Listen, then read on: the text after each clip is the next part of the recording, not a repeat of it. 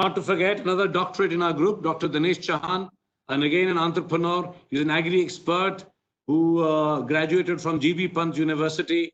He has 20 plus years of experience in agribusiness management and agri-technology background. His areas of expertise include mentoring agri and food startups. So any of you wanting any advice on startups, you to reach out to Dinesh to this. He's offered several consulting services and has a strong tie-up with numerous national and international organizations. Welcome to all of you. I'm really proud to be moderating this with such, huge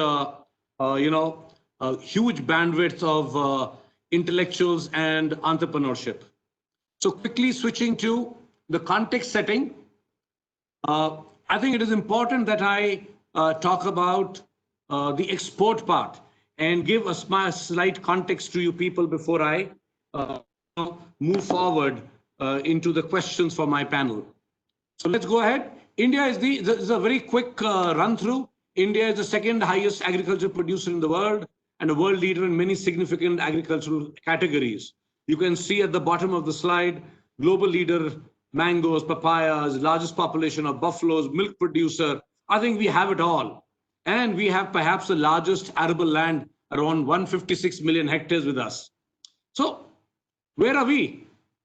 Despite all this, we have larger arable land. China has only 2/3 of us, and yet they produce 3 times what we do. I think it's a question that we need to think. And we need inputs on how can technology disrupt this. Second, despite being second highest, we rank only 11th globally in terms of exports. And countries like Netherlands, we are only stuck at around $38 billion. Netherlands is 3 times us. And see the size of that nation. I think, again, something which all of us need to see the good stories, do some benchmarking, and pick up some good stories from these people. And I think Prime Minister Modi and his team have been really doing something, including the recent ordinances which have been launched to unshackle India from the rules and regulations which were inhibiting our farmers to sell. So that's a prime call which he has done, and we need to do something in this area quickly. So let's look at agri value chain and are there opportunities to disrupt? Yes, there are opportunities. Look at this entire value chain. Look at this. There are out here I've only listed each one of these small areas which I've highlighted, whether it is seeds, whether it is drone spraying, traceability, transparency, cutting across the value chain offers huge opportunities for technology to come and disrupt. We have people in the panel who will talk about it, but let me tell you that there are enough things happening in this in India. Look at this. There are enough players across this. There is schedulers, there is SourceTrace, there are people sprinkled right across the value chain. So there is something happening in India, something right happening. So I want to now go forward and then ask my eminent panelists as to what do they think they can say from their industry perspective. Dr. Dinesh Chauhan, Director of Indigram Group. Dr. Chauhan, you have an outstanding record in agriculture, starting from your education in GB Pant University.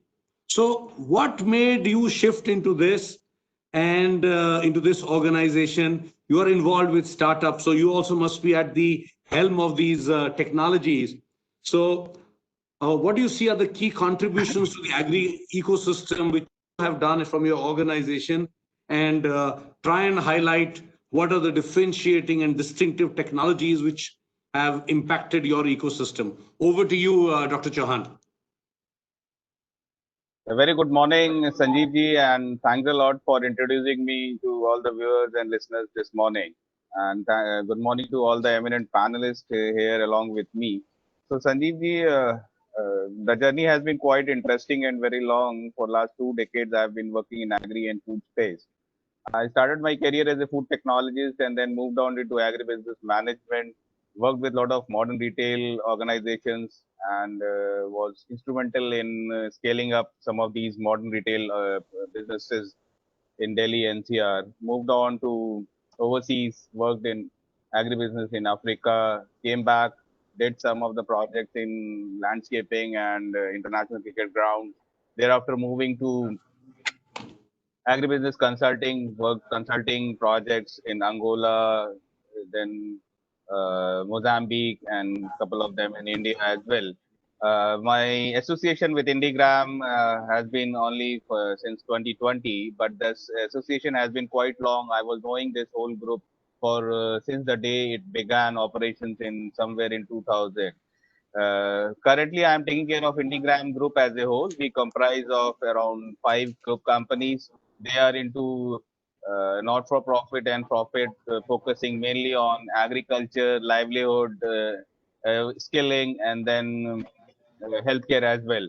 So our parent organization, like Indian Society of Agribusiness Professionals, ISAP, is more than 2 decades old organization. ISAP focuses largely on projects related with livelihood and women empowerment, skilling, then climate change. So we do a lot of work across these, and we have roughly around 100 physical locations across India. And we are working presently. We are working across 20 states, and we have reached out to millions of farmers. We have a very strong digital presence as well. Roughly around more than 600,000 farmers and agribusiness professionals are connected, and we have seen a lot of networking effect on these digital platforms.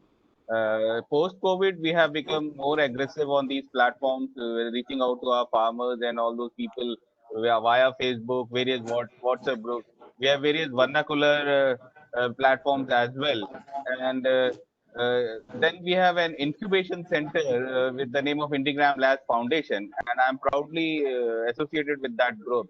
And we have till now incubated more than 50 plus startups, and these startups have clocked roughly around 25 million US dollars turnover in last year. So it has been very impressive working with all these agri startup space, and there is a lot of opportunity moving forward. So this is in brief what we have been doing since in Indigram. Thank you, Dr. Chauhan. Now I've got hundreds of questions coming in, so I'm going to ask in the same order. Move into Dr. Dinesh Chauhan. Dr. Dinesh, the question is from the audience.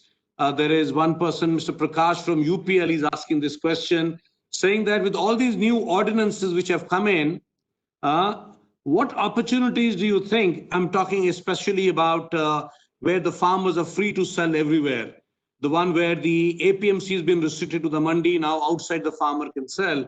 So the question is, what opportunities do you think are coming up for the agri and food tech startups in this post-COVID and the post-ordinances world which we are seeing? So how do you think startups can help in increasing food exports? Over to you, Dinesh. Thank you, Sanjeev. You see, post-COVID, government has been very proactive in coming out with a lot of ordinances, and there are a lot of decisions which were pending since long. And I am very hopeful after these ordinances, things will change drastically and probably to a larger extent. What we have been trying a lot since for quite some time. For example, like the ordinance on contract farming, then doing away with the essential commodities act for a lot of commodities. Then so farmers are free to sell in whichever market they want. Earlier also it was there, but now it has become more like corporates can buy from the farmers directly. So these all things will help a lot in improving the situation of farmers as well as adding value to the entire value chain. Coming up to your question, like how these agri-tech and food tech startups are going to emerge in the post-COVID scenario. So we have seen that agri-tech startups have received more than 330 million funding in the year 2019 itself. Until from 2014, the industry has received around almost 545 million US dollars funding. So many startups are trying to connect with farmers, connect farmers with buyers, including retailers, e-commerce, processors, cloud kitchens, and even direct to consumers. startups have been working in these areas. For example, like startups like Ninja Cart, Big Basket, Waycool, Mera Kisan, Kamatan, Dehat. So these are the lot of startups who are trying to do this work in this space. Another area where startups have been working a lot, and which I see there are a lot of immense possibilities, like in the area of quality assaying, companies like SourceTrace who are working in traceability. There has been a lot of opportunity post COVID, because consumers will be interested to know exactly from where their product is coming and what is the history of that product. So this is very important, and I see that will be a lot of work happening in this area. There are a lot of startups who have already been doing. If we talk about food tech space, again, I see that post COVID, there will be different kind of opportunities which will emerge, and the innovation will be the key moving forward. And how we are going to address this pandemic situation, we will see that there will be a lot of companies who will emerge out of this scenario. And in the past also, we have seen that post such kind of pandemics, historically, we have seen that the industry has got a lot of new companies which emerge out of these kind of extreme situations. And I'm sure that we will again see a lot of companies who will innovate and emerge successfully moving forward. Then your question was like, how are these startups helping in increasing foods exports? So how Experts. can Yeah. these startups can help in increasing the export is that they can play a very instrumental and key role in connecting with the growers. With the help of technology, we can find out like where the produce is actually, and we can connect both buyers and sellers. Also, we can there will be a lot of scope in terms of improving the quality through technologies like quality assaying, and then companies like SourceTrace who can actually tell from where the product is originating. So we see we work closely with a lot of these kind of startups, and we see that they can really help a lot in improving the exports if utilized effectively. So there is immense possibility for these startups, and they can play a very instrumental role in value addition, creating newer business model. So I think the companies who are entrepreneurs who are listening to this webinar today, and if they are working in the startup space, they should focus on addressing some of these issues, how we can produce things and reach to the consumer with lesser handling in between, and keeping all the social distancing norms. So they have to innovate on these some of these areas. We have seen that a lot of startups have already started working in this space, and they have post COVID tried to find out solutions how to reach farmers through digital platform, how to address giving them various advisory services via videos or through their mobile application. So these are some of the stages areas which will help a lot in addressing COVID post COVID issues, as well as improving the value in the entire value chain. That's it. What happened there?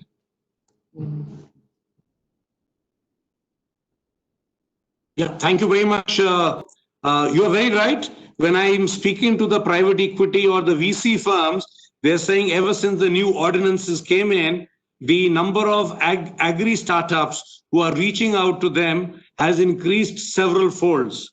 So I know we are coming to the end of the 1 hour, time allotted to us. So I've got a host of other questions.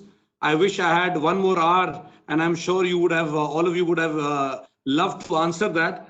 So technology will aid, but as pointed out by my panelists, policies have to be in place.